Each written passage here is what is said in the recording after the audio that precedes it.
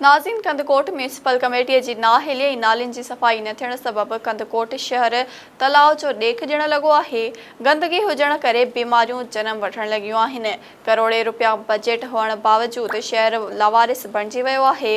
उन सूरतहाल बाबत video link मौजूद है। कंदकोट मां SS news reporter Farhan Ali Malik जी इन वक्त में मौजूद आया कंदकोट के ए सेक्शन थाने के सामू म्यूनिसिपल कमेटी की नाअहली सबब कंदकोट के मुख्तलिफ़ रोडन रस्तन ते नालिन जो पानी है वो निकरी आयो है। गंदगी हुजण करे जेके बीमारियों उहे जन्म वठन थियूं। म्यूनिसिपल की नाअहली सबब नालिन की सफ़ाई न थियण करे जेको नालिन जो पानी है वो ओवरफ्लो थी करे रोडन ते अची वियो आहे, जंहिं करे शहरन के अचण वञण में शदीद मुश्किलातूं साम्हूं अचन थियूं। जिते असां मौजूद आहियूं हिन वक्त हिन साइड ते सिटीज़न क्लब है ऐं मुंहिंजे पोयां जेको आहे ए सेक्शन थानो भी है, SSP ऑफिस भी है। हिन साइड ते जेको आहे सो मुख्तियारकार ऑफिस भी है। हिते ईंदड़ वेंदड़ शहरन के जेको सख्त मुश्किलातूं पेश अचन थियूं। गंदगी हुजण करे बीमारियूं जन्म वठन थियूं।